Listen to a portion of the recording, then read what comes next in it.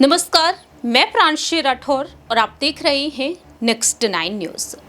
उत्तर प्रदेश की सियासत में सियासी हलचल काफी तेज हो चुकी है, जहां एक तरफ बहुजन समाज पार्टी की सुप्रीमो मायावती को लेकर कयास और अटकलें तेज थीं कि मायावती इंडिया गठबंधन में शामिल हो सकती हैं। दरअसल मायावती ने जब ऐलान किया कि वह अकेले ही लोकसभा चुनाव लड़ेंगी, जिसके बाद से इंडिया गठबंधन की तरफ से कोशिशें होती हुई नजर आईं कि मायावती को कैसे भी करके अपने साथ लाया जाए।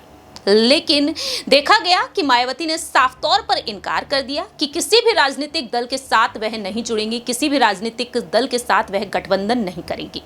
लेकिन जहां एक तरफ मायावती ने यह साफ किया, वहीं दूसरी ही तरफ देखा गया कि आजाद समाज पार्टी के राष्ट्रीय अध्यक्ष चंद्रशेखर आजाद को लेकर अटकलें तेज हो गई कि चंद्रशेखर आजाद इंडिया गठबंधन में शामिल हो सकते हैं। फरवरी के पहले सप्ताह में उन्हें शामिल किया जा सकता था, हालांकि ऐसा होता हुआ दिखाई नहीं दिया क्योंकि दावे यही किए जा रहे थे। सूत्रों के मुताबिक यही कहा गया कि चंद्रशेखर आजाद की एंट्री अब इंडिया गठबंधन में देखने को मिल सकती है, जिससे कि दलित वोट बैंक को साधा जा सकता है।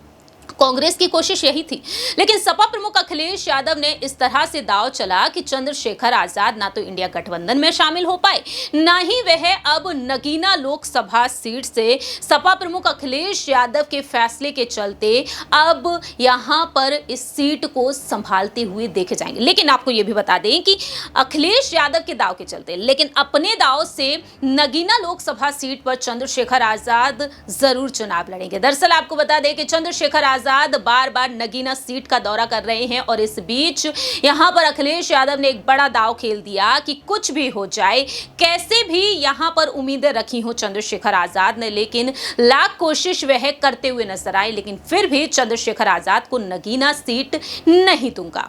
और इस बीच यहां पर अब तमाम खुलासे हो रहे हैं। कांग्रेस की तरफ से यहां पर तमाम कोशिशें की गई, लेकिन देखा गया कि कांग्रेस यहां पर किस तरह से नाकामयाब रही। अखिलेश यादव के सामने बार बार कांग्रेस ने अपनी बात रखी। कांग्रेस की राष्ट्रीय महासचिव प्रियंका गांधी वाड्रा कोशिशें करती हुई नजर आई, लेकिन अखिलेश यादव उनकी भी नहीं सुने। और इस बीच चंद्रशेखर आजाद ने जिस तरह से रैलियां निकाली हैं, जिस तरह से नगीना सीट का दौरा किया है और बार बार मंच से अपनी बात रखते हुए नजर आए हैं, कहीं ना कहीं अखिलेश यादव को कुछ तो रास नहीं आया है। सबसे पहले आपको बता दें कि बीते कुछ दिनों पहले चंद्रशेखर आजाद ने साफ तौर पर कहा कि खतौली सीट पर अगर हम साथ ना होते तो आप शायद चुनाव नहीं जीत पाते। और इसके बाद देखा गया कि अखिलेश यादव ने बीते कल एक लिस्ट जारी की और इसमें देखा गया कि मनोज कुमार को नगीना सीट से उम्मीदवार बना दिया गया है। और अब इसी बीच तमाम खुलासे हो चुके हैं। जानकारी देना चाहेंगे इस खास रिपोर्ट के जरिए कि आखिरकार चंद्रशेखर आजाद पर अखिलेश यादव ने किस तरह से अहम रणनीतियां बनाई हैं। प्रियंका गांधी की तमाम कोशिशों के बावजूद भी चंद्रशेखर आजाद को नगीना से टिकट नहीं दिया अखिलेश यादव ने। जी हां, आपको बता दें कि अब सूत्रों के हवाले से यह खबर सामने आई है कि प्रियंका गांधी वाड्रा कोशिशें करती हुई नजर आई कि कैसे भी करके चंद्रशेखर आजाद ही नगीना लोकसभा सीट पर नजर आए। लेकिन अब यहां पर ये बातें निकलकर सामने आई हैं कि कांग्रेस की तरफ से पूरी कोशिश की गई, लेकिन सपा प्रमुख अखिलेश यादव अपनी जिद पर अड़े रहे। अखिलेश यादव ने किसी की नहीं मानी। कांग्रेस महासचिव प्रियंका गांधी से भी नगीना लोकसभा सीट को लेकर अखिलेश यादव अड़ गए और आखिरकार चंद्रशेखर आजाद के बदले मनोज कुमार को सपा से प्रत्याशी घोषित कर दिया। मायावती के अकेले चुनाव लड़ने के ऐलान के बाद कांग्रेस नेतृत्व चाहता था कि गठबंधन में चंद्रशेखर आजाद को शामिल कर लिया जाए, जो एक दलित चेहरा है, एक बड़ा चेहरा है। अगर वह गठबंधन में आएंगे तो समीकरण मजबूत होंगे। सूत्रों की माने तो कांग्रेस यूपी प्रभारी अविनाश पांडे ने सबसे पहले अखिलेश यादव से बात की थी। नगीना सीट पर चंद्रशेखर आजाद को चुनाव लड़ाने की उन्होंने वकालत की थी, लेकिन उसके हिसाब से भी अखिलेश यादव ने साफ तौर पर इनकार कर दिया। नगीना लोकसभा सीट से भीम आर्मी के चीफ चंद्रशेखर आजाद को चुनाव लड़ाने की दूसरी कोशिश प्रियंका गांधी की तरफ से की गई। प्रियंका गांधी भी चाहती थी कि पश्चिमी यूपी में चंद्रशेखर बड़ा चेहरा है, गठबंधन को फायदा मिलेगा। प्रियंका गांधी ने जब चंद्रशेखर आजाद को चुनाव लड़ाने और एक सीट देने के लिए सपा सुप्रीमो अखिलेश यादव से बात की तो अखिलेश यादव ने साफ कह दिया कि चंद्रशेखर को नगीना से चुनाव नहीं लड़ाऊंगा, चाहे कुछ भी हो जाए। सबसे बड़ी बात यह है कि कांग्रेस के पश्चिमी यूपी के कई नेता भी चंद्रशेखर को गठबंधन में शामिल कराने की पुरजोर तरीके से मांग कर रहे थे, लेकिन बात नहीं बन सकी। और आखिरकार अखिलेश यादव के तेवर देखकर प्रियंका गांधी ने फिर इस टॉपिक पर बात नहीं की, क्योंकि वो नहीं चाहती थी कि साइकिल और हाथ के गठबंधन पर कोई फर्क पड़े।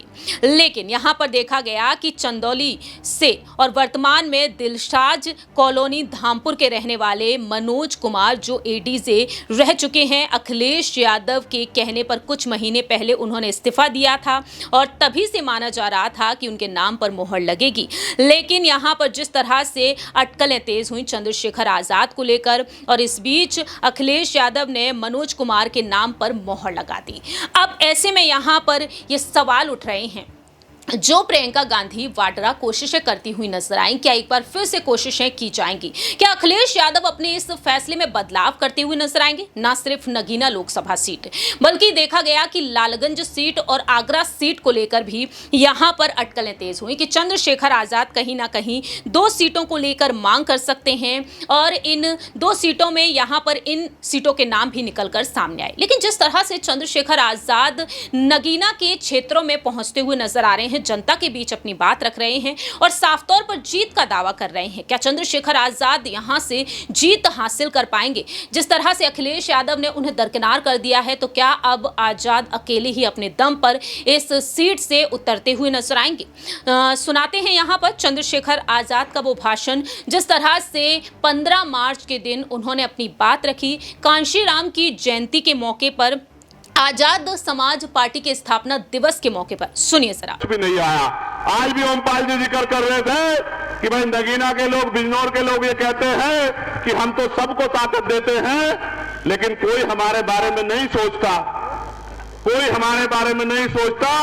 मैं आपको विश्वास दिला के कहता हूं कि जिस तरह से मां की सेवा की जाती है, इस तरह से मैं नगीना लोकसभा और बिजनौर जिले के लोगों की सेवा करने का काम करूंगा। मेरी बात को आप याद रखना। क्या कोई, मेरे भाइयों, मेरी माताओं बहनों, बताओ, क्या कोई व्यक्ति अपनी मां को परेशान छोड़ता है? क्या दुख के समय में, परेशानी के समय में मां से मुंह मोड़ता है?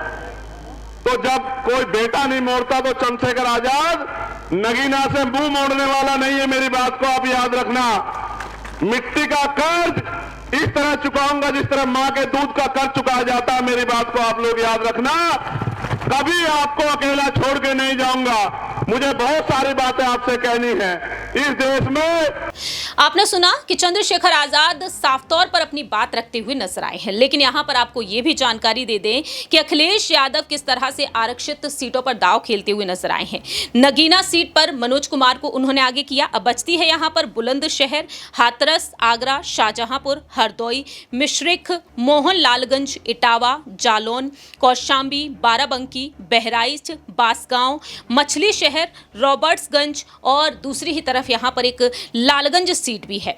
लेकिन अब यहां पर जिस तरह से सवाल उठ रहे हैं चंद्रशेखर आजाद के लिए, क्योंकि यहां पर यह भी देखा गया है कि एक सीट से भी वह एक और उम्मीदवार को उतारते हुए नजर आए हैं। ऐसे में यहां पर अखिलेश यादव क्या कोई अहम बदलाव करते हुए देखे जाएंगे? फिलहाल यहां पर देखा जाए तो अखिलेश यादव ने यह बड़ा दांव खेल दिया है। अब देखने वाली बात यही होगी कि आने वाले समय में यहां पर अखिलेश यादव और क्या कुछ दांव खेलते हुए नजर आएंगे, क्योंकि यहां पर 80 में से 62 लोकसभा सीटों पर समाजवादी पार्टी चुनाव लड़ेगी, 17 सीटों पर कांग्रेस, तो वहीं 1 सीट देने का दावा किया गया चंद्रशेखर आजाद को। लेकिन अखिलेश यादव चंद्रशेखर आजाद को अब वो कौन सी सीट देंगे, ये देखना काफी ज्यादा दिलचस्प होगा। या फिर यूं माना जाए कि आरक्षित जो 17 सीटें हैं उन पर चंद्रशेखर आजाद अकेले ही हुंकार भरेंगे, जिस तरह से मायावती को लेकर वह अपनी बात रख रहे हैं, या फिर मायावती का साथ अब उन्हें मिलता हुआ नजर आएगा, या फिर यूं कहा जाए कि जयंत चौधरी की तरह वह भी इंडिया गठबंधन से दूर जाकर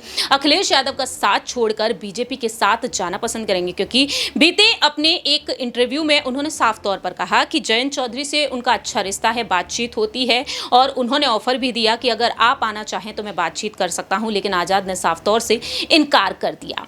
अब यहाँ आने वाले समय में यही देखना होगा कि प्रियंका गांधी वाड्रा क्या एक बार फिर से कोशिश करती हुई नजर आएंगी इस गठबंधन में चंद्रशेखर आजाद को लाने के लिए। क्या वाकई में यहाँ पर मायावती अभी साथ नहीं आती हैं तो आने वाले दिनों में चंद्रशेखर आजाद के लिए प्रियंका गांधी की कोई बड़ी मेहरबानी देखने को मिलेगी, क्योंकि पहले से ही प्रियंका गांधी के साथ उनका रिश्ता, उनका बॉन्ड काफ़ी खास देखने को मिला है। जब गोलीकांड हुआ था उनके साथ, उस दौरान भी चंद्रशेखर आजाद से प्रियंका गांधी के बॉन्ड को लेकर चर्चा हुई थी और चंद्रशेखर आजाद के साथ कई बार ऐसे हादसे हो चुके हैं और उस बीच प्रियंका गांधी वाड्रा उनसे मुलाकात करती हुई भी नजर आई। देखते हैं कि आने वाले समय में सोनिया गांधी, मल्लिकार्जुन खड़गे और प्रियंका गांधी क्या अखिलेश यादव को मना पाएंगे या नहीं। फिलहाल इस खास रिपोर्ट में इतना ही। बाकी के तमाम अपडेट्स के लिए देखते रहिए नेक्स्ट 9 न्यूज़।